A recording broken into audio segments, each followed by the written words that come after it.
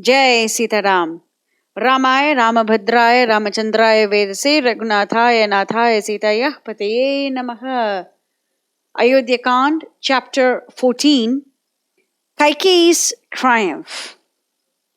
In the previous two chapters, we have seen the amazing lament of King Dasaratha. We have seen how Kaikeyi has been torturing him.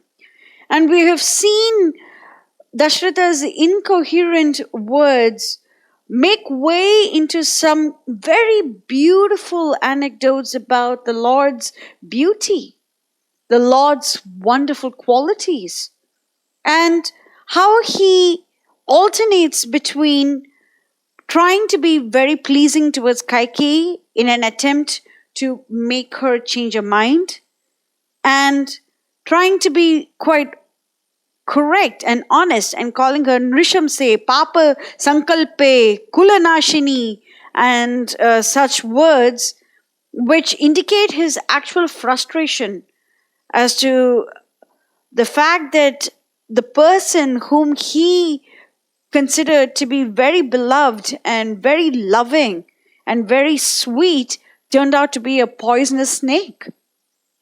In this chapter, we see how Kaikeyi entreats the king, and then the night passes, and then the next morning, this is going to be the day after Lord Rama's 25th birthday, which is Bharata's 25th birthday.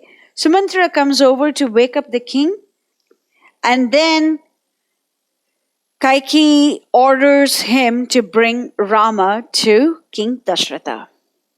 This is also a very moving chapter, so let's pay attention. Verse 1. Putra shoka arditam papa visamnyam patitam bhuvi viveshtamanam udikshya sa aikshvakam idam abravit. The pitiful sight of a lord and husband beside himself with poignant grief at being torn away with violent hands from the side of his son and writhing in dirt and dust made not the slightest impression on her sinful heart. So look at the word that Valmiki has used to describe Kaikeyi. Sa papa. That means that wicked woman. And how is King Dasaratha? Visagnyam, he is unconscious. Viveshtamanam, that means he is tossing about on bhuvi, on the ground. He's tossing and turning out of exceptional grief. Putra shokarditam. Putra shokam. Tormented by the anguish for his son, he's tossing about on the ground, and Kaikeyi has got nothing to do with it. She is not at all moved.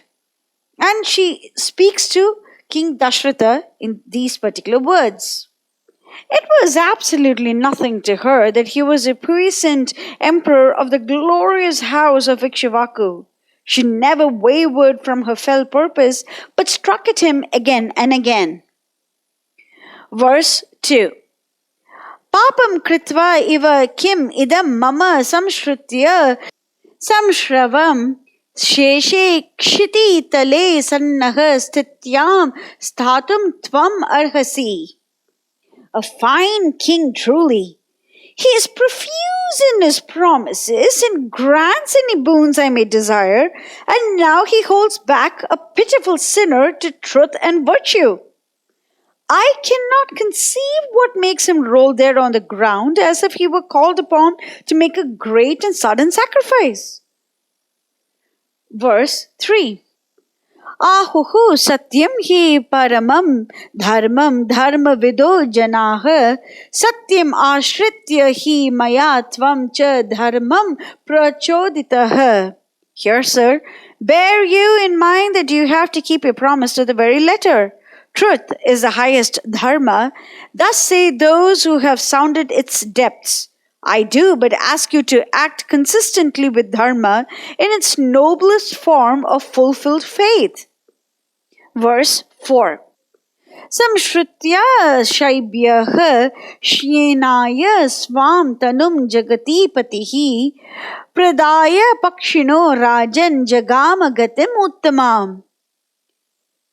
King Sibi, your noble ancestor, once passed his word to a vulture and gave his flesh for it to feed upon and won the worlds of light. Verse 5. ततः हि अलर्कः तेजस्वी ब्राह्मणे वेदपारगे याचमाने स्वके नेत्रे उद्धृत्य अविमना ददौ.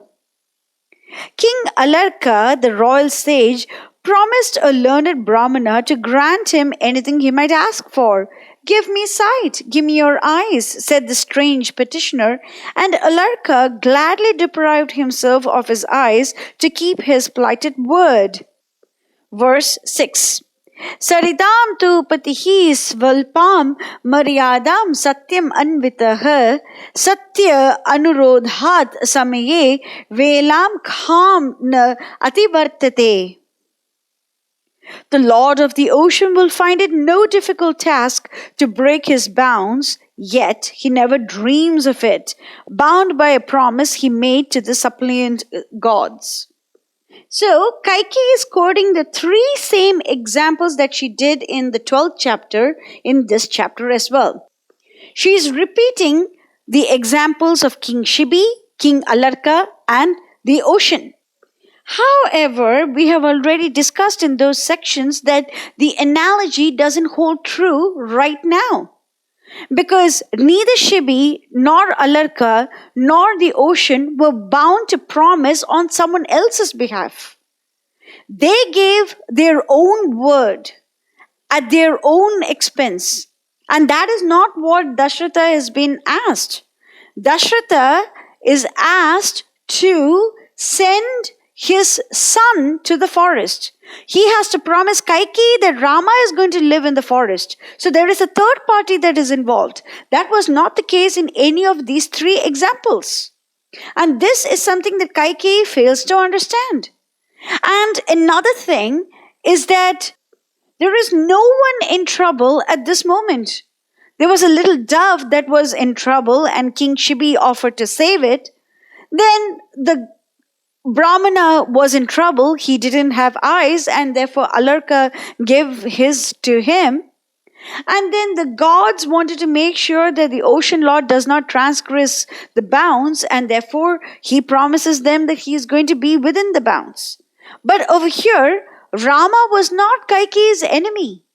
Rama, in fact, served Kaikeyi better than even Bharata. And this is something that Kaikeyi herself acknowledges. So, all she wants is to make sure that her position is secure. And that was never the case in any of these three examples. And therefore, just simply stating these examples is not enough. They have to be a perfect correlation between that situation and the present. And she has failed to provide apt correlation between her examples and what is happening at this moment.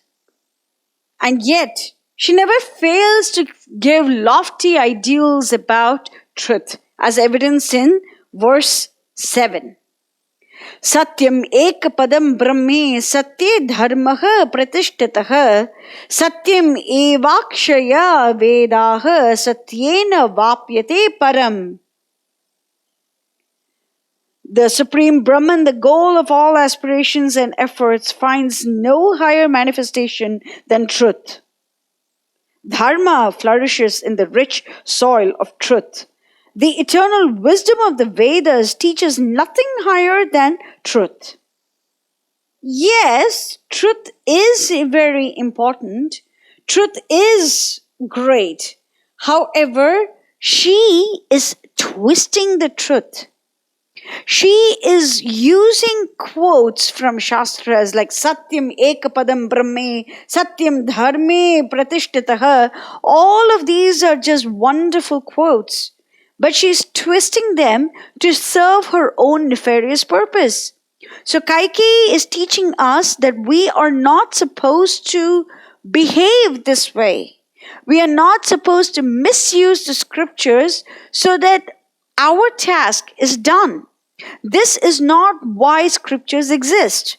We are supposed to adhere to the scriptures. The scriptures very clearly tell us that greed and lust and envy and matsarya, krodha, all of these are gateways to hell. Clearly, it is mentioned over there, and she is saying all of these things influenced by her own selfish desires to remain the favorite queen of the king. Of course, she fails to remain the favorite queen of the king, but at least she wants to make sure that through her son, she gets to become the queen mother, and therefore her position is secure. So it was her selfish desires that put her into this movement. She orchestrated this whole thing just to make sure that her status is secure. It had nothing to do with satyam or dharmam or anything, but she's twisting everything to suit her purpose. Because if satyam is in fact too important for her, then she would have thought about the fact that her husband, the aged king, who is now rolling on the ground, completely unconscious, suffering through the pangs of agony of being separated from his beloved son, had promised all his vassal kings just one day ago that Rama is going to become the heir apparent. So she should remember that the king had already given his word to all of those people. Now, what is going to happen to that word? So that is also satyam. So now what is happening? She doesn't care about that satyam. She just cares about the satyam that is beneficial for her. So this is a very narrow-minded truth. It is not the absolute truth. It is not Satyam Param Dhimahi. Satyam Param Dhimahi is Om Namo Bhagavate Vasudevaya as evidence in Srimad Bhagavatam 1.1.1. That is Satyam Param Dhimahi. But over here, she's just looking at one small tangent of truth and she makes sure that the entire history is changed because of her selfish actions. Verse 8. Satyam sam anuvartasva yadi dharme dhrita matihi safalaha sa varo me astu varado hyasi sattama. And if there grows in you any spark of a desire to lead the life of dharma, hold fast to truth. Do you not rank yourself among the good and the great in the world? Is it not your proud boast that none sought your presence in vain? Then let not my boons go to waste. Verse 9. Dharmasyeha abhikamartham mama chaivachi chodanat pravrajaya sutam ramam trihi khalu tvam bravim yaham. Banish Rama to the woods and earn a more righteous fame. Grant the earnest prayer of one whom you hold next to your heart. Once, twice, and thrice do I warn you. Verse 10. Samayam cha mama arya imam yadi tvam na karishyasi agrataha te parityakta parityakshyami jivitam. If you heed it not and put insult and slight upon me, O venerable one, my blood will be upon your head. What a nice way to ensure that your wishes are going to be fulfilled. So she calls her husband Arya, or venerable one, or noble one, and then she says that if he does not do what she wants him to do, then she's going to give up her life. Parityakshyami, I am going to give up jivitam, life. Te agrataha, right in front of you. I'm going to do that. So, right now, should Dasaratha abandon his dharma of being a father and send his son to the send his righteous son to the forest, or should he abandon his responsibility as a husband and see his wife die right in front of him. What is he supposed to do?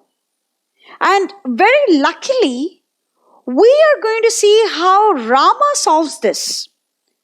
I'm not going to reveal it right now. Rama very easily solves this dilemma of King Dasaratha.